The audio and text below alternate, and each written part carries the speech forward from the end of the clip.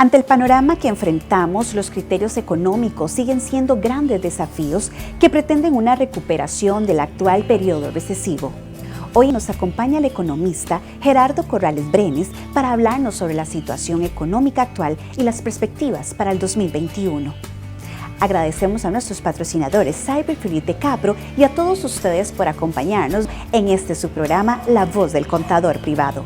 Les deseamos una muy feliz Navidad y un feliz año 2021.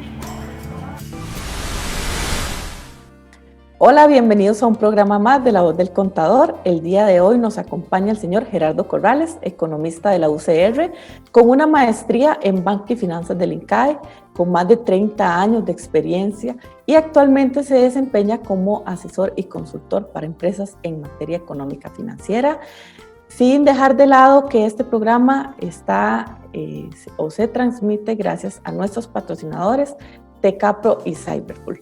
Vamos a conversar un poco sobre las perspectivas y la situación actual económica y qué nos espera para este 2021. Cuál es la afectación real de la economía y las finanzas del país, la producción, el empleo, la pobreza, los indicadores de tipo de cambio, que son muy importantes, cuál es la calificación a nivel país y la situación real de las finanzas públicas. Vamos a conversar con don Gerardo. Don Gerardo, muchísimas gracias por acompañarnos el día de hoy a un programa más de La Voz del Contador y bueno, ya de los últimos programas del año, agradeciéndole a todos los que nos escuchan y nos siguen por las redes sociales del colegio. Muchas gracias, Verónica, y a La Voz del Contador y al Colegio de Contadores Privados por esta oportunidad. Antes que todo, pues desearles una feliz Navidad y un próspero 2021, especialmente por haber sufrido un año 2020 inédito, no solamente en la historia económica, social, política del país, sino a nivel mundial, con este fenómeno que empezó como una epidemia en la China y que después inundó el mundo y se convirtió en una pandemia que está generando una consecuencia nunca antes vista, por lo menos desde el último siglo. Desde la crisis del año 1929 no veíamos un impacto de esta magnitud. Como decía Verónica, aparte de la función que ustedes ejercen, que es muy importante desde el punto de vista del registro contable y labores tributarias, de reportería y otros, con independencia de la profesión que uno tenga, sea que vaya a ser médico, vaya a ser ingeniero, abogado, contador, operador, vendedor, etcétera, todos estamos afectados positiva o negativamente por el entorno macroeconómico. Y por esa razón, en esta presentación, yo voy a tocar algunos de los elementos que son comunes y que afectan, digamos, el balance general, el estado de resultados y el estado de origen, aplicación de fondos, así como los flujos de caja de las compañías, no importa si estas están en el sector comercial, industrial, de servicios, financiero. Y también estos elementos afectan las finanzas familiares, la situación de las familias, tanto desde el punto de vista de los ingresos como desde el punto de vista de los gastos. Me refiero a tres macroprecios que son conocidos en la economía. El primer macroprecio, al cual voy a hacer algún tipo de referencia, es el conocido como la tasa de crecimiento de los precios, tasa de crecimiento promedio del índice general de precios, más conocido como la inflación, la tasa de inflación. Se dice que la inflación es el impuesto más perverso que hay porque no requiere una ley, no requiere una disposición gubernamental, sino que la inflación actúa de manera silenciosa, se mete a los bolsillos nuestros y nos quita, nos resta capacidad de compra. De manera tal que aunque uno tenga el mismo salario nominal, cuando usted va al supermercado y se da cuenta que con la misma plata puede comprar menos bienes y servicios, es porque la inflación destruyó valor.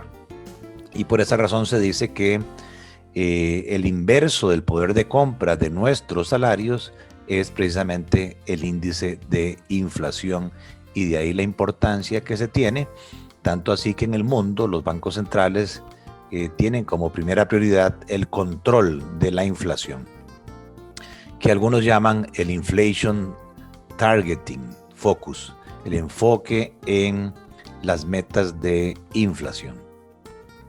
El segundo macroprecio que a nosotros nos debe interesar es precisamente el precio de un recurso muy escaso y que se necesita como materia prima para operar en las empresas como también en las familias, que es el precio del dinero, más conocido como la tasa de interés. Es el porcentaje que una unidad superavitaria le cobra a una unidad deficitaria, o sea que gasta más de lo que recibe, para prestarle recursos a un X plazo con el compromiso de devolverlos el principal más estos intereses, que su monto depende entonces de la tasa de interés.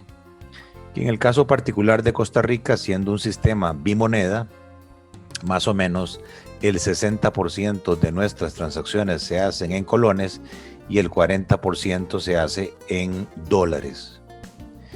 El dólar, al igual que el euro, al igual que el yen, al igual que la libra esterlina, es una divisa. Es decir, es un medio de pago que tiene aceptación internacional. Nuestro colón no es una divisa. Prácticamente las monedas latinoamericanas no son aceptadas como medio de pago a nivel internacional, por lo tanto no son una divisa. Y eso nos lleva al tercer macroprecio, precisamente el que establece la relación de valor entre los bienes y servicios del exterior con los bienes y servicios locales. Y al precio de la divisa se le llama el tipo de cambio. O sea, cuánto nos cuesta un dólar, cuánto nos cuesta un euro, cuánto nos cuesta un yen, un yuan, cuántos colones tenemos que dar por una divisa, es lo que conocemos como el tipo de cambio. Y el tipo de cambio, al igual que la inflación, afecta el poder de compra de los salarios, de los ingresos por ventas, en términos de la capacidad de compra que tienen de adquisición de bienes y servicios del exterior, lo que llamamos los términos de intercambio.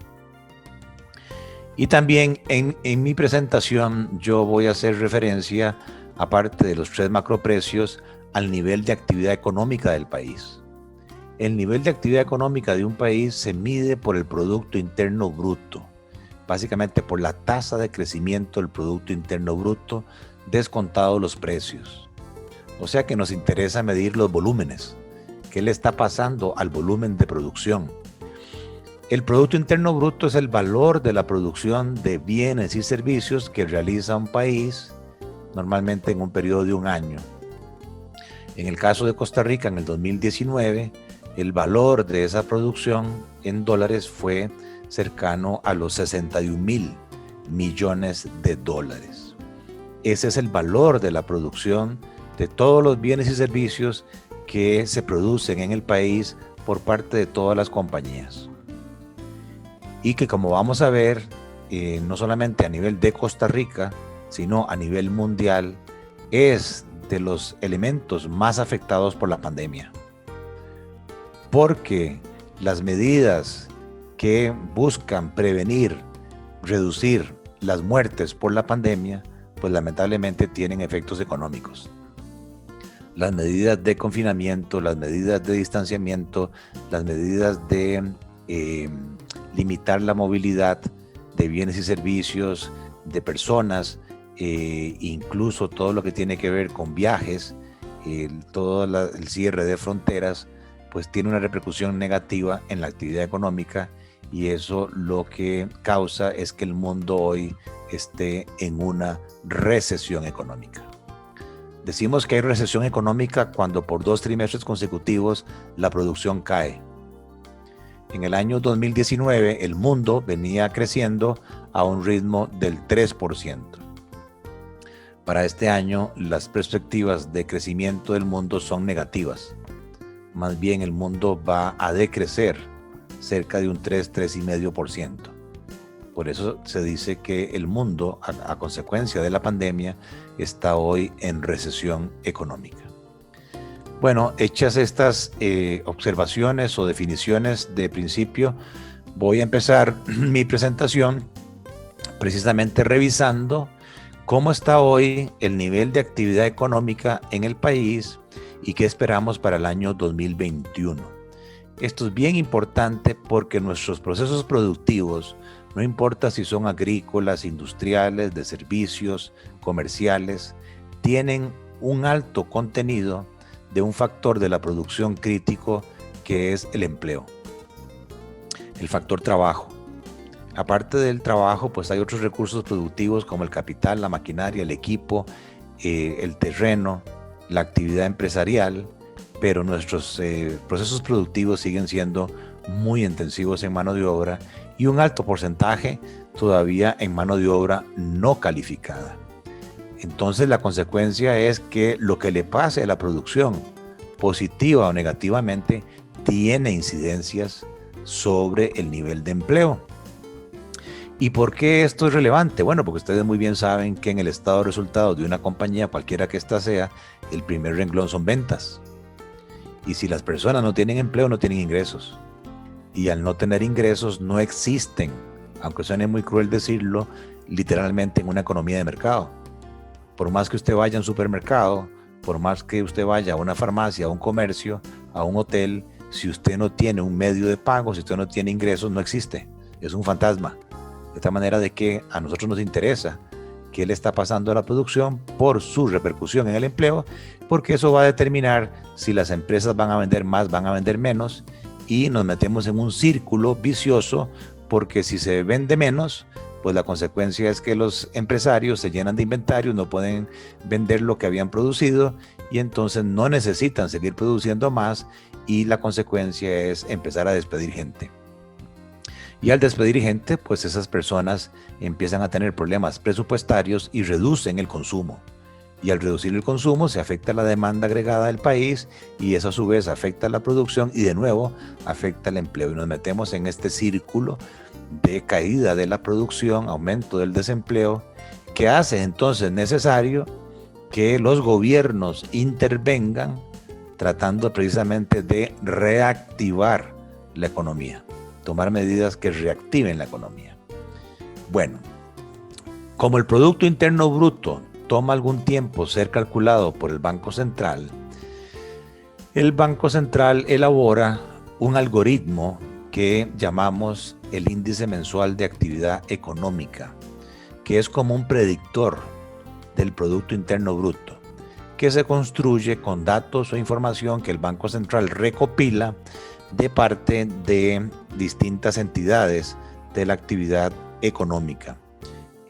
Por ejemplo, Corbana le remite al Banco Central todos los meses cuántas cajas de banano se están exportando, la Cámara Nacional de Piñeros, la cantidad de cajas de piña, el ICE, la cantidad de kilowatts hora, el Colegio de Ingenieros, metros cuadrados de construcción, y así sucesivamente se otorgan estos elementos y se calcula este índice y lo importante para nosotros es medir la tasa de crecimiento interanual de punta a punta.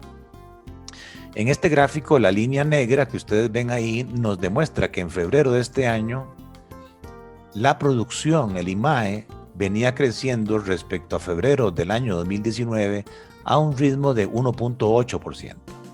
Y si nos vamos hacia atrás, vean que la línea más o menos es flat, es horizontal, o sea, el país venía creciendo mal porque nuestra capacidad productiva, según el Banco Central, al menos deberíamos crecer 4% y veníamos creciendo 2, 2,5, incluso 1.8 antes de la pandemia.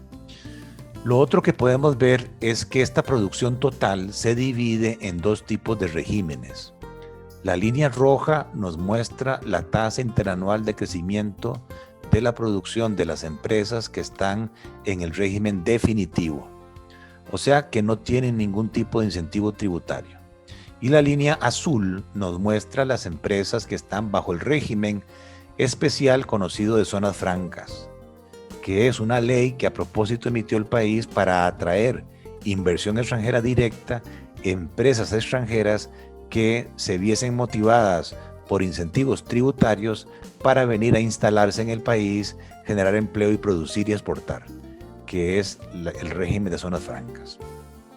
Entonces, claramente el gráfico nos demuestra que las zonas francas venían creciendo a 2 dígitos de manera muy dinámica, muy acelerada, mientras que las empresas en el régimen definitivo venían creciendo muy mal, apenas 0.7%. O sea que el régimen definitivo ya venía mal antes de la pandemia. Y por eso, cuando en el mes de marzo se empiezan a tomar medidas de confinamiento y de restricción de actividad económica, las primeras empresas que caen, que sufren en su producción, son las del régimen definitivo. Vean que el régimen de zona franca siguió creciendo, pero un mes después la caída es radical en el régimen también de zonas francas. ¿Por qué? Porque uno de los sectores de mayor impacto en zonas francas en Costa Rica es lo que se llama el hub de ciencias de la vida. O sea, aquí en Costa Rica hay una industria de fabricación de equipo médico de alta precisión. En Costa Rica se producen catéteres, en Costa Rica se producen válvulas de corazón, en Costa Rica se producen lentes de contacto, se producen prótesis. O sea, son artefactos médicos donde no se puede fallar, hay una vida humana en juego. Entonces, claro, como la gente en el mundo empezó a tener miedo al contagio de la pandemia, nadie quería ir a un hospital a operarse. Y eso hizo que la demanda de esos productos médicos se cayera radicalmente.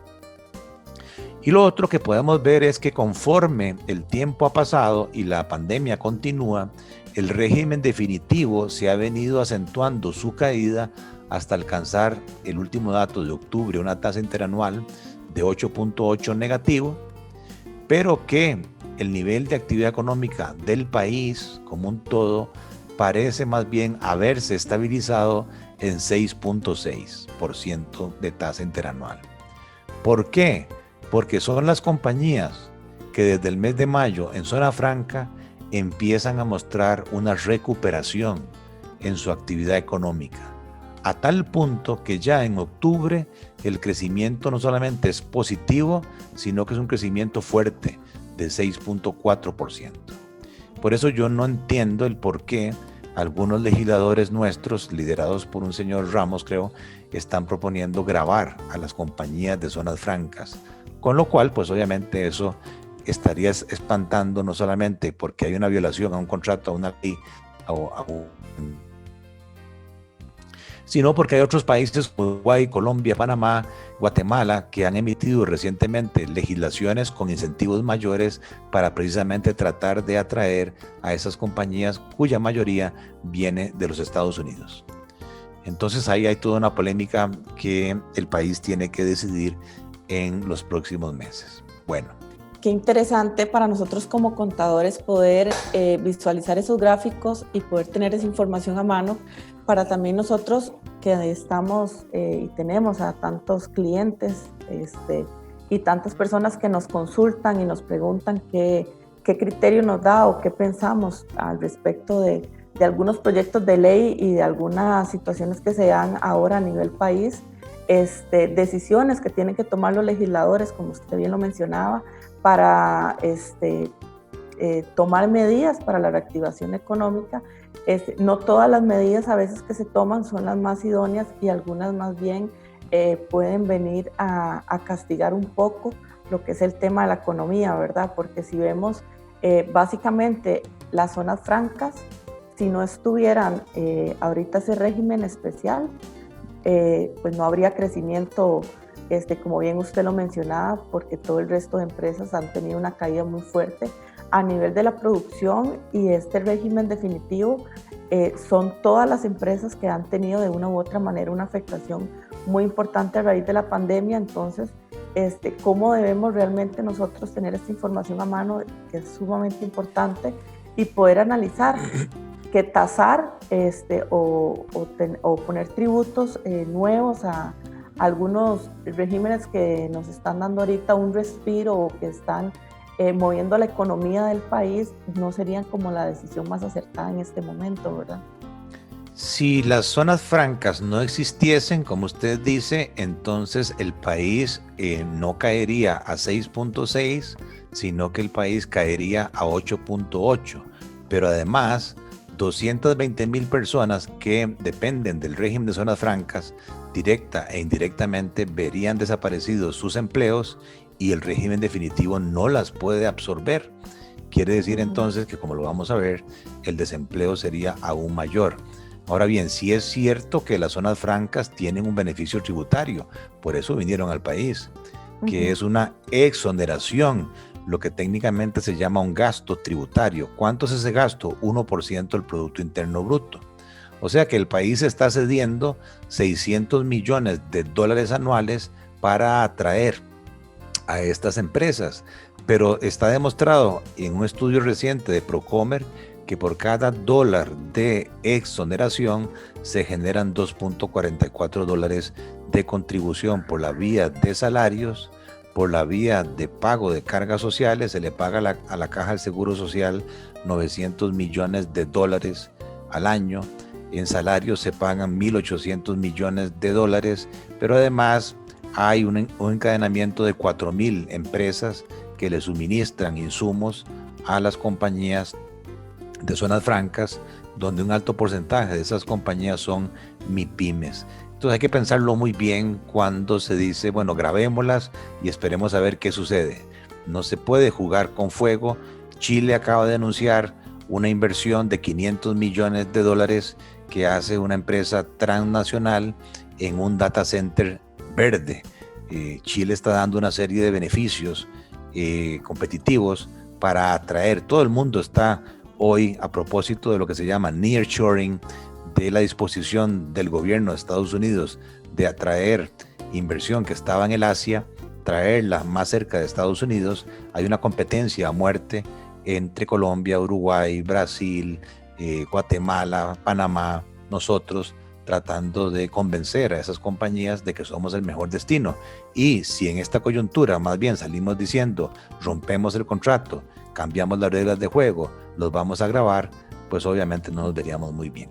Sí, definitivamente requerimos traer más inversión para que ese gap de desempleo que tenemos ahorita y que el sector definitivo no puede absorber, pues tratar de traer empresas nuevas que generen ese empleo y generen esa adquisición de activos y le compren a todas esas pymes también que están tratando de mantenerse a flote en estos tiempos, ¿verdad? Que han sido complicados también. Ahora, si bien es cierto, en nuestro análisis total del IMAE decíamos que la producción está cayendo una tasa interanual del 6.6, cuando el año pasado veníamos creciendo 2.1, como pueden ver en este gráfico, la afectación a los sectores y a las empresas no es por igual. No es igual. Hay algunos sectores que se mueven a la izquierda, mucho más afectados por la pandemia, por sus condiciones de dependencia del sector externo y de los ingresos locales, respecto a otros sectores que se ubican a la derecha de este gráfico. ¿Quiénes son los más afectados? Pues lamentablemente sí, todo lo que tiene que ver con el turismo, básicamente aquí hotelería y restaurantes que venían creciendo al 2.6, la caída es radical, la caída es de un 53%. Esto es bien importante porque incluso en algunos casos de hoteles no hay ingresos, por eso se llama temporada cero. Y ustedes vieron la noticia reciente de una compañía tan fuerte como la Cervecería Costa Rica, que después de sostener por 9 meses las planillas de sus hoteles, tomó la decisión lamentable de despedir 500 personas, porque no puede seguir sin ingresos. Luego pueden ver que la actividad que sigue es el comercio, ya sea todas las actividades comerciales distintas a materiales de la construcción, comercio de vehículos, comercio de artefactos eléctricos para el hogar, comercio de productos farmacéuticos y químicos, ¿verdad?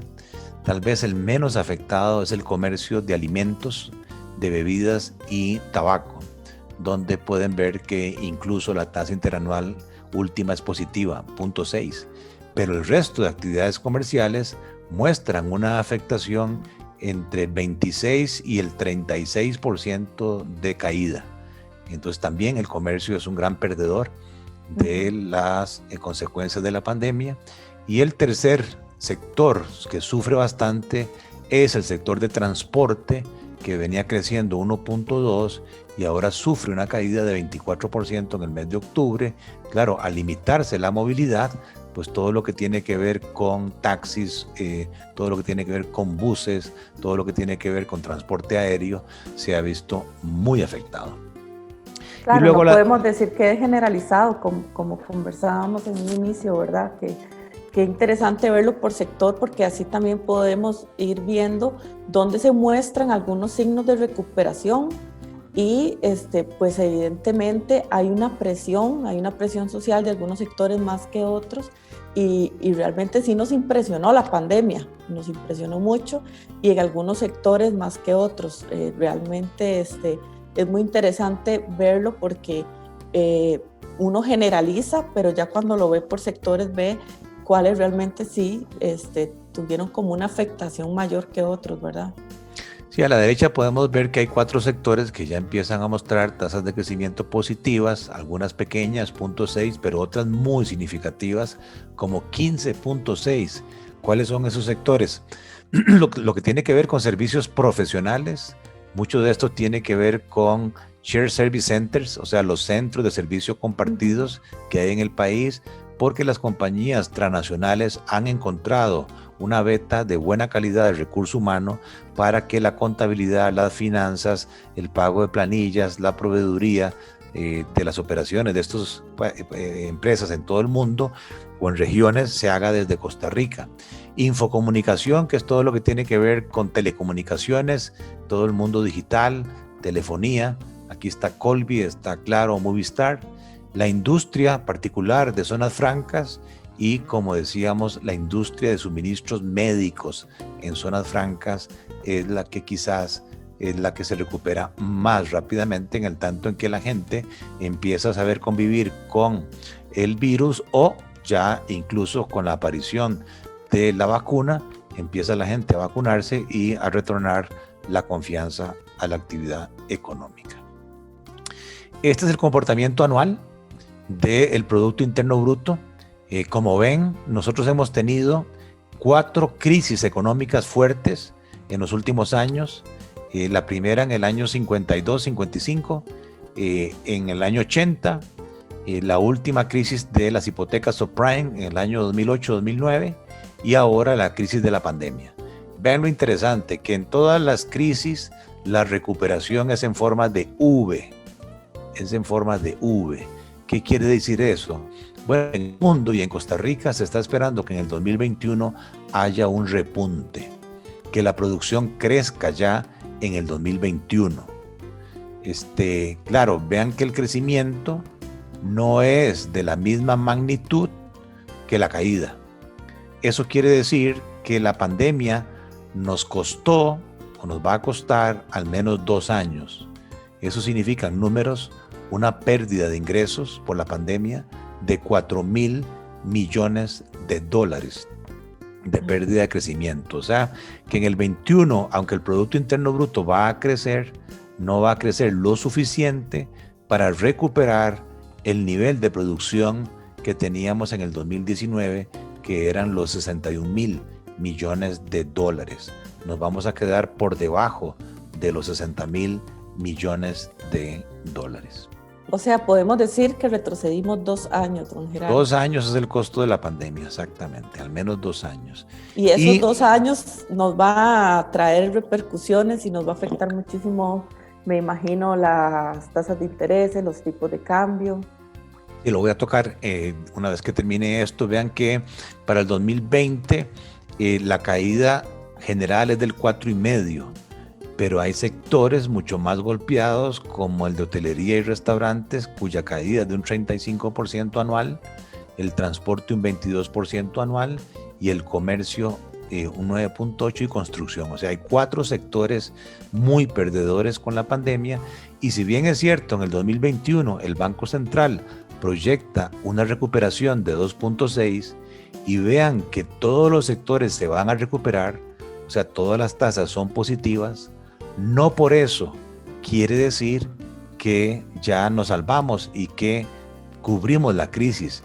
Vean que en el sector hotelero apenas el crecimiento del 2021 ni siquiera alcanza un 10% de la caída en el 2020. Lo mismo que en el caso del transporte, una recuperación de apenas como un 12%. El comercio, una recuperación mayor, pero igual, no se recupera el volumen de actividad del 2020. Igual la construcción.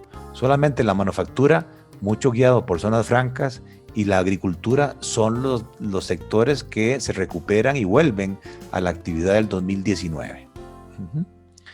Y eso pues me lleva a la siguiente consecuencia, que es el desempleo. Lamentablemente toda esta situación tiene efectos sociales. Los números que acabo de mostrar de recesión económica, de contracción económica, tienen un impacto inmediato, y es que la gente sufre desempleo.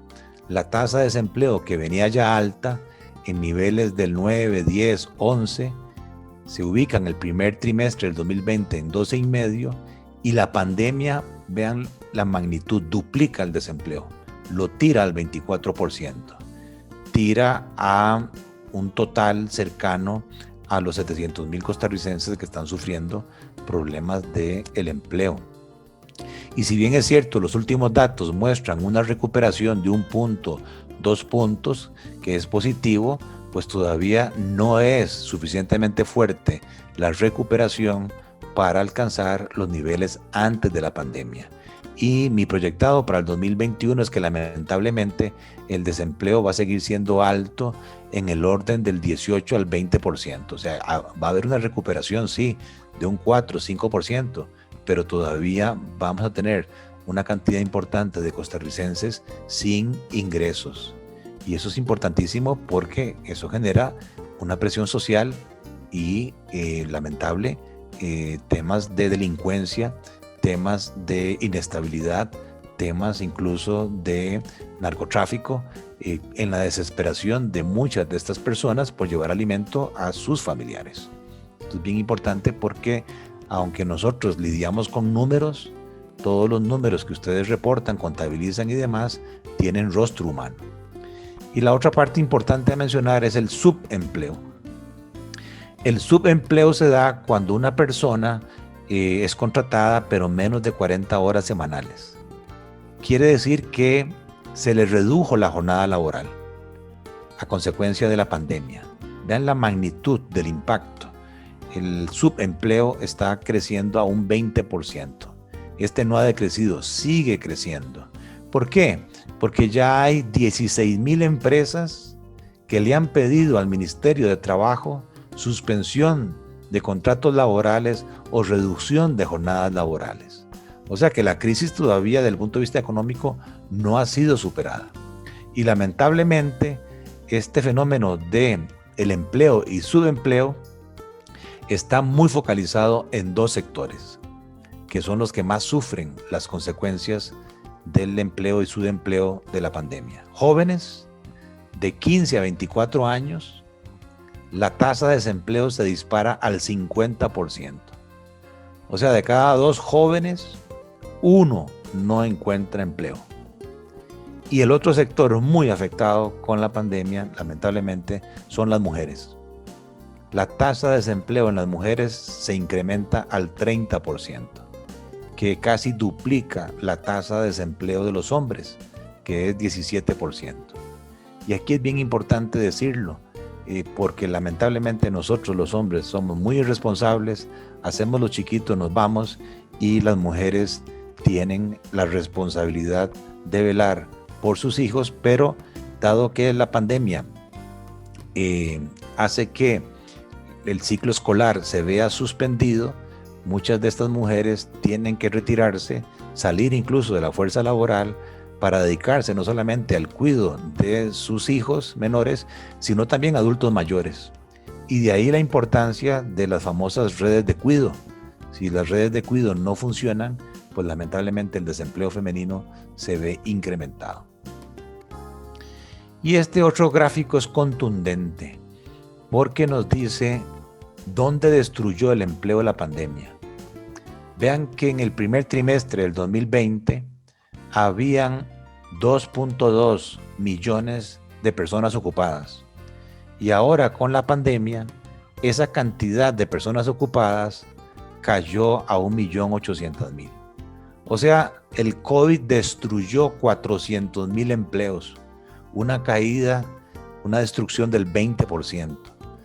Supuestamente 95% en el sector privado y 5% en el sector público. Ese 5% en el sector público no es correcto, porque cuando uno se mete a ver el detalle, se encuentra que ese recorte del sector público fue en subcontratos que tiene de mantenimiento, de limpieza y otros que eran provistos por empresas del sector privado. ¿Qué quiero decir con esto? Bueno, que guste o no guste, todo el costo del ajuste, todo el costo de la crisis del COVID se lo está llevando el sector privado. ¿Dónde? ¿Quiénes sufren más? Los trabajadores elementales, o sea, trabajos no calificados, operarios y elementales. Ahí se perdieron 170,000 empleos. Es un 17% de menos en ese tipo de ocupaciones. ¿Quiénes sufren en segundo lugar? Los vendedores. Un 27%, lógico, si no hay ventas, yo no ocupo vendedores, despido a los vendedores. 133,000 vendedores despedidos. Esto es bien importante porque todos de una manera tenemos familiares. Lo más importante es la importancia de la educación. Entre más educado, entre más calificado esté yo, menos es la probabilidad de perder el empleo en crisis. Ahí la importancia de hacer un esfuerzo por estudiar todo lo que se pueda en un mundo abierto y competitivo donde se está premiando habilidades digitales, donde se está premiando bilingüismo o incluso 3 idiomas. Es bien importante, y todos los temas tecnológicos, todos los temas informáticos, etcétera, etcétera. Y luego, del punto de vista de la pobreza, lamentablemente, un tema que ya veníamos arrastrando de desigualdad en la distribución del ingreso, vean que la pandemia castiga todos los deciles de ingresos. No importa si usted está en el decil de ingresos más bajos, donde el hogar recibía 141,000 pesos al mes, ahora se le cae eso a 136,000 colones. Lo mismo hogares del quintil de ingresos más alto, el 10º, que recibían por mes 3,444,000, la pandemia los castiga un 15% y se les reduce el ingreso a 2,924,000. Aquí tenemos la cantidad de personas en cada decil, la cantidad de hogares, y podemos sacar el promedio de personas por hogar. En el decil más bajo habitan casi 4 personas, en el decil más alto 2. Y eso hace, vean la situación de pobreza.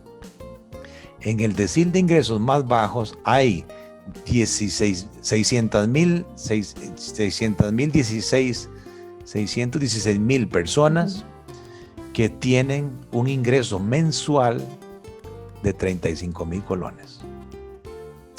Ni siquiera para cubrir el costo de una canasta básica, que son 60,000 colones al mes por persona.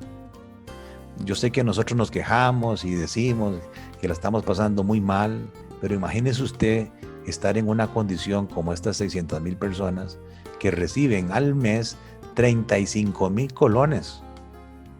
Sí, inclusive el tema de los servicios públicos, el tema del alquiler, ¿verdad? En muchos casos. No pueden, o sea, esta gente no puede pagar. Son las familias más grandes que tienen más niños, probablemente pues, los más afectados, sin duda. Y en el decil de ingresos más altos, vean, o sea, 1,240,000. Sí, la pandemia los castigó, pero hay 1,240,000 colones. Quiere decir, a ver, cuidado con esto, no es que el modelo de desarrollo económico del país que se siguió después de la crisis de los 80, en el sentido de abrirnos al resto del mundo, desarrollar empresas de exportación, atraer inversión extranjera directa, promover el turismo, no haya sido exitoso. Claro que ha sido exitoso. El ingreso per cápita en Costa Rica en los últimos 30 años se ha multiplicado por 3. O sea, nos hemos desarrollado 3 veces más. Pero lamentablemente eso no ha venido acompañado de una mejor distribución del ingreso. O sea que los ingresos se han estado concentrando más. Ahí tenemos un reto como país. ¿Cómo mejorar la distribución del ingreso? No regalando el pescado. Yo no soy fanático de regalar el pescado. Yo soy fanático de enseñar a pescar. Nuestra sociedad tiene que dar oportunidades nuestros empresarios, nuestro gobierno, tiene que darle educación, oportunidades a estas gentes para que entonces se encadenen con los sectores más dinámicos y mejorar su situación de ingresos. Si no hacemos eso, la pandemia tiene esta consecuencia. Ya el 30% de los costarricenses es pobre. Recibe menos de 120,000 colones al mes. Pero además, la pandemia aumenta los pobres absolutos, la pobreza extrema, los sube a 450,000 costarricenses, que reciben menos de 60,000 pesos al mes, que es el costo de la canasta básica. Si nosotros no le ponemos atención a eso, no hay empresa exitosa en un ambiente social y políticamente inestable, que ha sido la diferencia de Costa Rica respecto al resto del mundo. Entonces hay un reto político, obviamente se sale del tema de hoy, pero que sí tenemos que ver, porque estamos a punto de entrar en un año electoral. Entonces tenemos que tener la responsabilidad como ciudadanos de analizar cuáles son las propuestas realmente en serio que atacan los problemas económicos y los problemas de desigualdad en la distribución del ingreso. Sí, sin duda, y la solidaridad de este país, ¿verdad?, que se ha caracterizado siempre en estos tiempos de pandemia, es sumamente importante para tratar de mitigar esos números. Pero si no tenemos oportunidades, si no se generan de parte del gobierno, pues sí va a estar un poco complicado, ¿verdad?, salir de este tema. Las finanzas públicas se refieren a los ingresos y a los gastos del sector público. Básicamente, nosotros le damos seguimiento al presupuesto del gobierno central, pero ojo que ese presupuesto es apenas como un 35% del presupuesto de todo el sector público, solo que es el único que tiene que ser aprobado de acuerdo con la Constitución en la Asamblea Legislativa. Todos los demás presupuestos se aprueban por la Contraloría y por eso no tienen tanta divulgación como el presupuesto del gobierno central. ¿Por qué esto es importante para nosotros? Bueno, por un lado, porque la política económica se hace en dos vías, a través de la política monetaria, o sea, manejando el medio circulante, la cantidad de dinero que hay en la economía, que tiene una afectación en las tasas de interés. Eso estimula o desestimula el consumo y la inversión, y también tiene un impacto en la inflación. Esa política monetaria la ejerce el Banco Central. Pero la otra rama de la política económica es la política fiscal. Es el manejo de los impuestos, precisamente para mejorar la distribución y para generar gasto que estimule la demanda agregada y la actividad económica. Esa es la importancia de las finanzas públicas. Pero si usted tiene un gobierno que entró en la pandemia con un exceso de gasto importante, no puede incrementar el gasto porque lo que hace es agravar aún más la situación de las finanzas públicas. Gobiernos como Alemania, gobiernos como Estados Unidos, gobiernos de Europa, etcétera, han utilizado política ahora en medio de pandemia de incrementar el gasto público para lograr reactivación, porque tenían más o menos finanzas estables. En el caso de Alemania tenía un superávit, en el caso de Canadá, pero no es el caso nuestro, que entramos mal a la pandemia con un desbalance fiscal de casi 7 puntos del Producto Interno Bruto. Entonces yo voy a desarrollar el tema de las finanzas públicas ahorita. Lamentablemente, vean la magnitud del problema. El presupuesto ya aprobado por la Asamblea Legislativa para el año 2021 nos proyecta un total de gastos de 11,449 miles de millones de colones. Y los ingresos apenas alcanzan para un 45% de esos gastos. Los impuestos, que son en su mayoría los ingresos del gobierno, apenas serán para el 2021 de 5,166 miles de millones de colones. Quiere decir que si esto se aprobó con un desbalance, con un hueco. El hueco fiscal en el 2021 será de 6,283 miles de millones de colones. Si lo quieren ver en millones de dólares, el gasto presupuestado para el 2021 será cercano a los 20,000 millones de dólares. Y los ingresos apenas alcanzan para 9,000.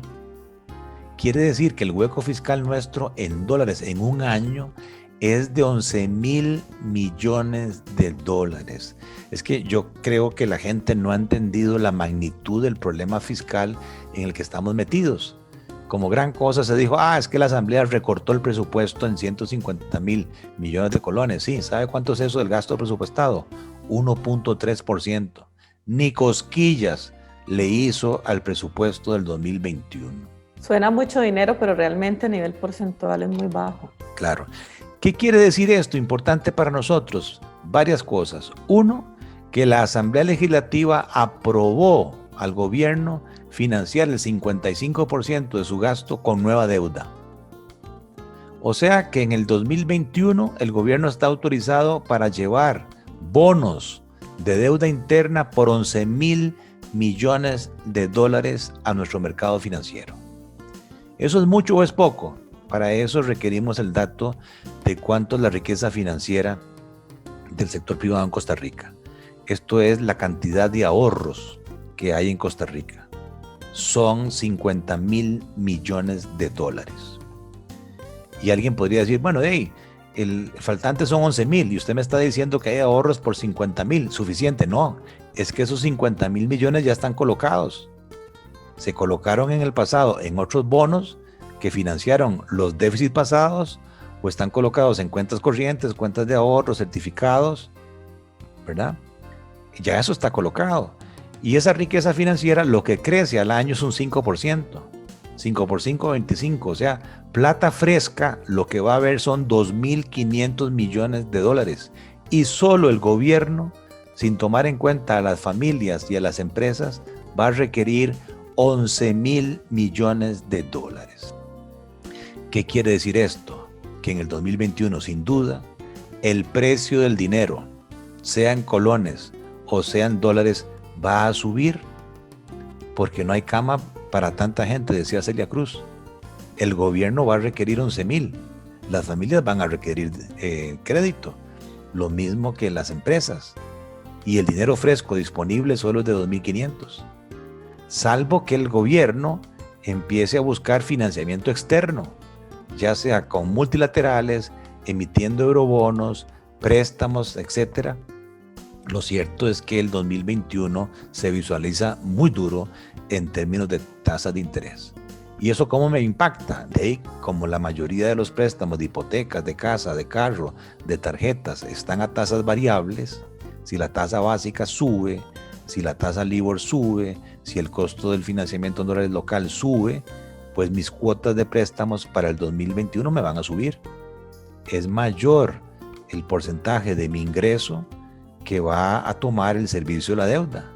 Mucha prudencia en consecuencia en cuanto a no disparar el gasto sin tener claro mis finanzas, tanto a nivel de las empresas como a nivel de las familias.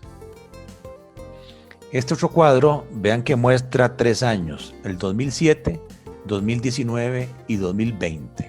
Es el presupuesto del gobierno central, ingresos, gastos, y la diferencia entre ingresos y gastos es el déficit fiscal. Si a esos gastos le quitamos los intereses y hacemos la diferencia ingresos menos gastos antes de intereses, lo llamamos el déficit primario. Y se acostumbra a medir esto no en términos absolutos, sino como porcentajes respecto al Producto Interno Bruto. ¿Por qué puse el 2007? Vean que en ese año los ingresos totales del gobierno fueron 15.2 del PIB y los gastos totales 4.7. O sea que en el 2007 tuvimos un superávit fiscal, 0.6 del PIB. Y si lo hacemos 15.2 menos 14.7 y le quitamos los intereses de 3 puntos, tenemos que el superávit primario fue de 3.6 del PIB. ¿Qué pasa al 2019? De un superávit de 0.6 antes del COVID, pasamos a un faltante de 6.9 del PIB, a un déficit de 6.9. O sea, aquí hubo una variación en ese periodo antes del COVID de 7,5 puntos, que es esta columna. ¿Dónde? Pueden ver que nuestro problema de finanzas públicas no ha sido por falta de ingresos. Los ingresos cayeron 0,5 punto del PIB. La línea que se ve incrementada en 7 puntos del PIB se llama gastos. Gastos por intereses que suben 1.1 al tener que financiarnos más. O gastos corrientes, que suben 5 puntos.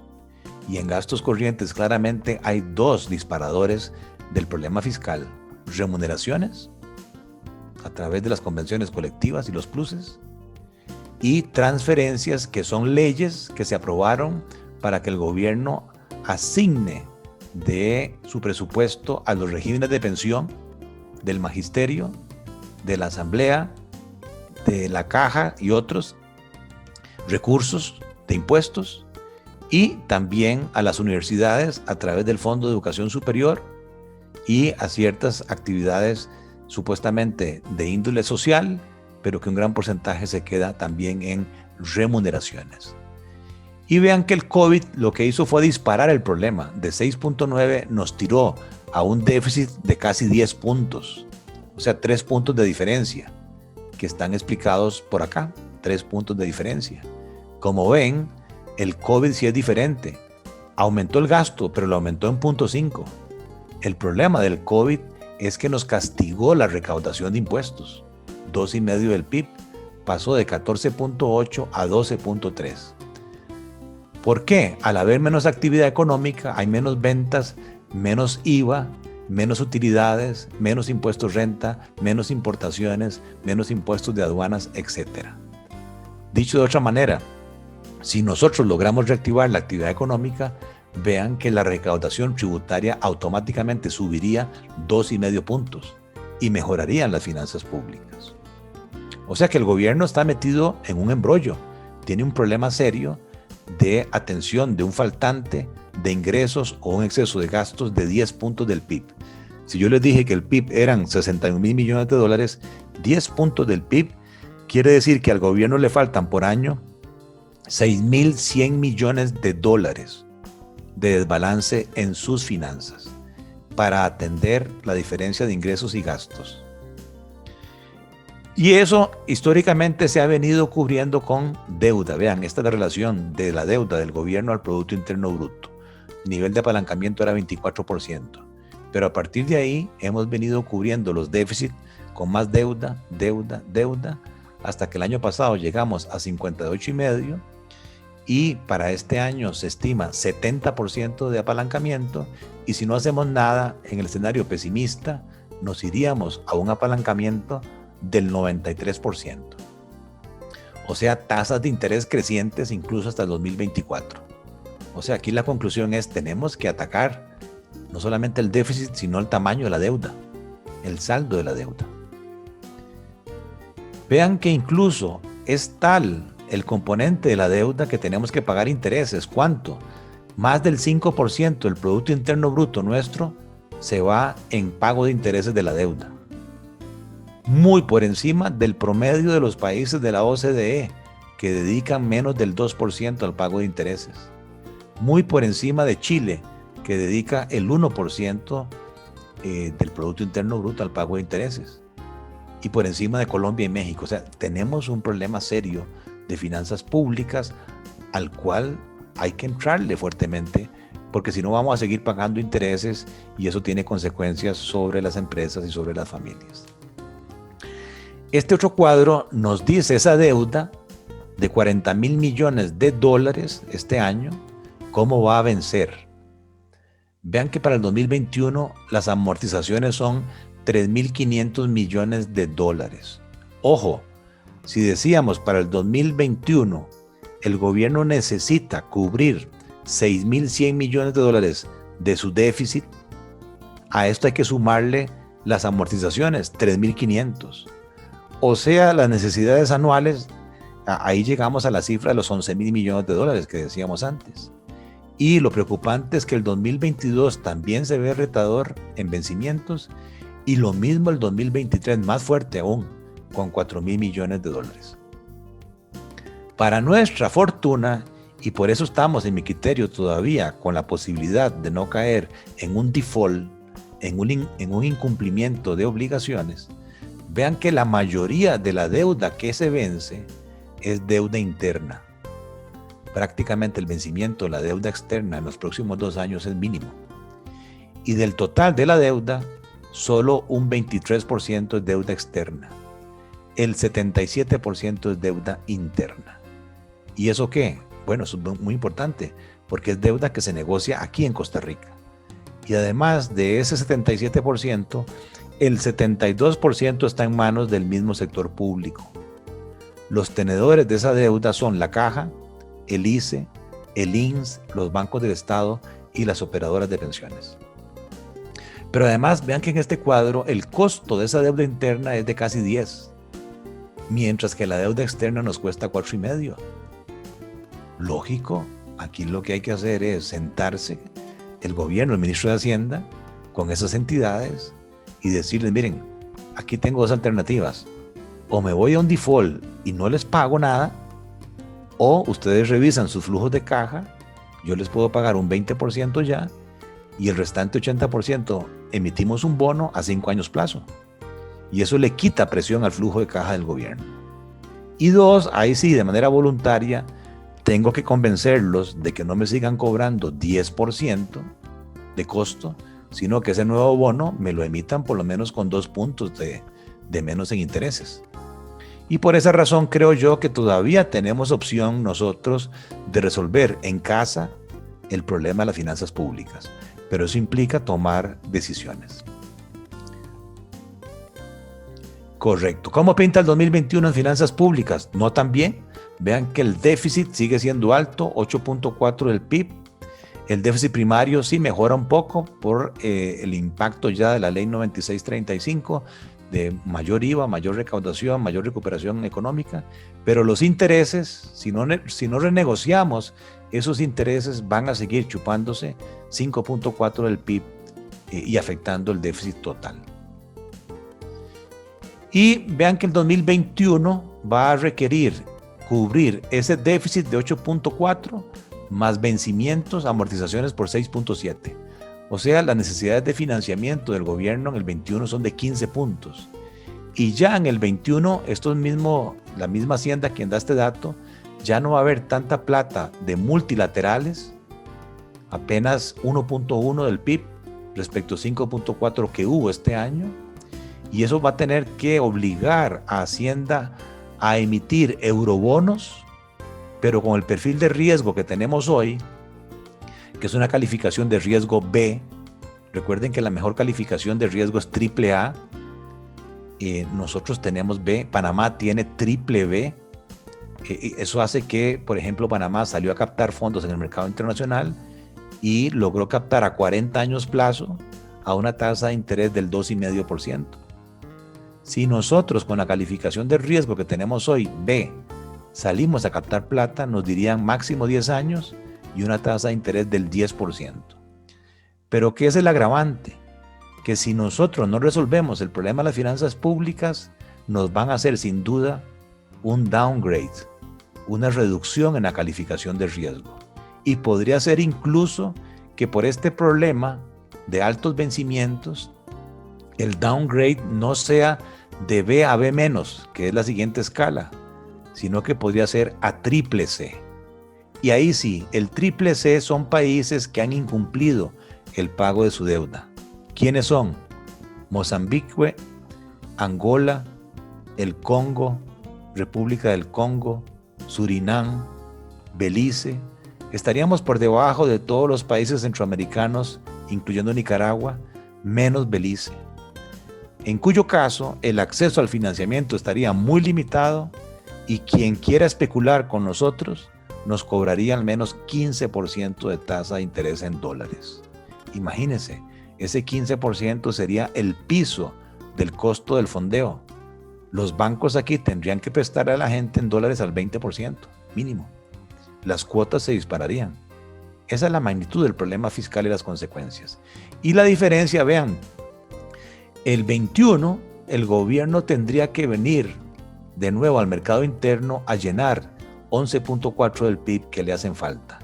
Y eso, ya lo dije, vendría a afectar las tasas de interés para el 2021 subiéndolas. Y ya con esto termino el tipo de cambio. ¿Por qué nos interesa el tipo de cambio? Es muy importante. Porque si el tipo de cambio se devalúa, eso estimula las exportaciones, abarata los productos costarricenses, pero encarece las importaciones. Y además, si el tipo de cambio se devalúa, el 30% del crédito en este país está dado a empresas o familias que no generan dólares. O sea, que tienen riesgo cambiario. Entonces la devaluación es muy importante porque les puede restar capacidad de compra. ¿Qué está pasando con el COVID? Vean, el tipo de cambio que en este año inició en 573 colones, ya hoy, no lo he actualizado, hoy está en 608. Aquí a esta fecha estaba en 606, hoy está en 608. O sea que hemos tenido una devaluación de cerca del 6%. Se ha devaluado 34 colones más, hay que pagar por cada dólar. Pero vean que hay dos periodos. De enero a inicio del COVID, el tipo de cambio se apreciaba, que es la tendencia que teníamos en el pasado. Pasó de 573 a 562. Había que dar menos colones por cada dólar. Era más barato el dólar. ¿Por qué? Porque había una gran sobreoferta de dólares. ¿Qué pasa con el COVID? Vean la tendencia. El tipo de cambio se devalúa en ese periodo y se devalúa más que en el año, casi un 10%. 53 colones de más cuesta el dólar en este periodo COVID. ¿Por qué? Porque el exceso de oferta de dólares desapareció. Del turismo venían 4,000 millones de dólares. Logramos captar apenas como 1,500 en enero y febrero. El resto se perdió. La inversión extranjera directa ha caído un 40%. O sea que el exceso de dólares que había en la economía desapareció.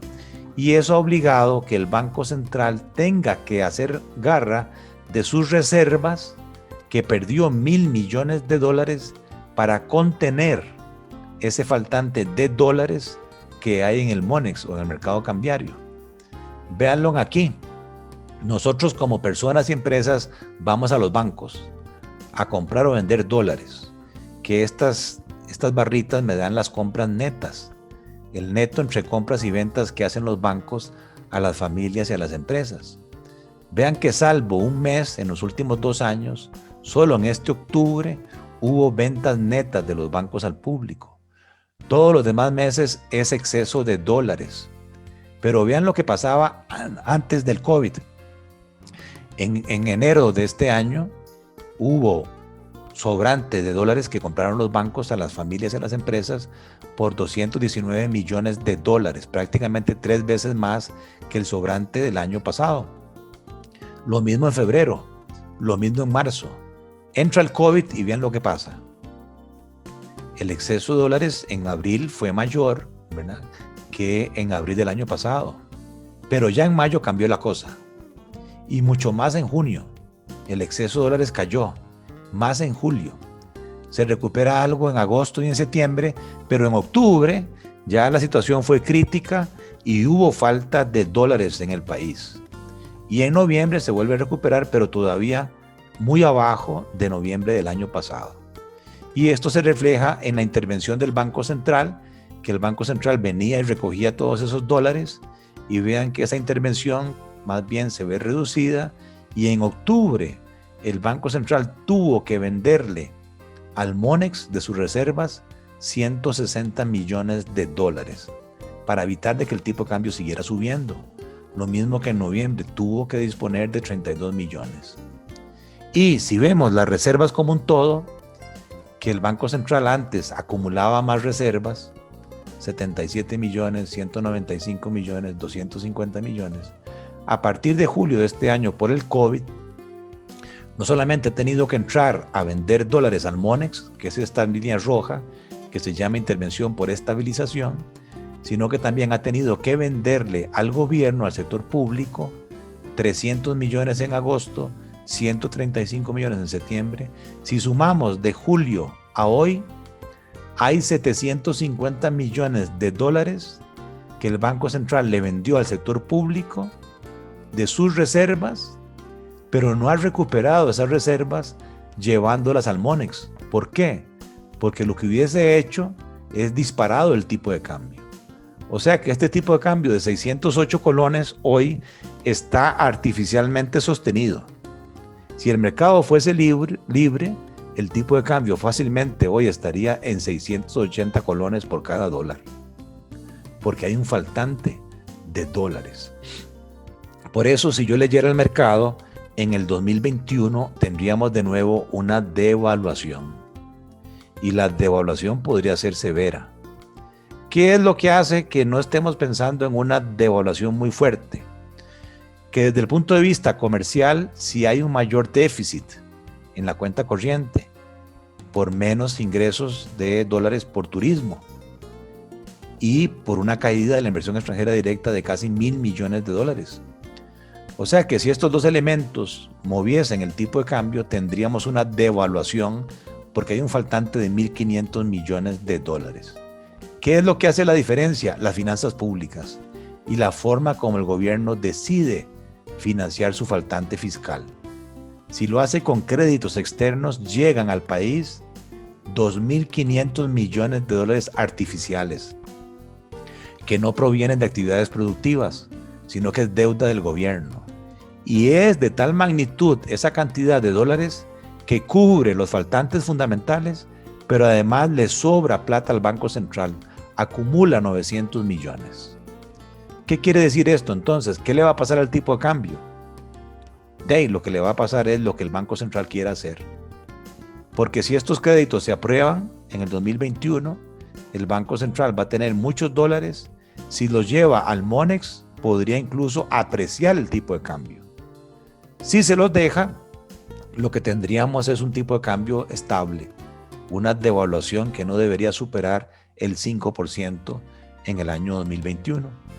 Mi lectura es esta. Mi lectura es que el Banco Central va a acumular reservas y va a hacer que el tipo de cambio se devalúe algo porque las exportaciones y el turismo están muy golpeados por el COVID y tienen que de alguna forma verse compensadas con un tipo de cambio un poco mayor.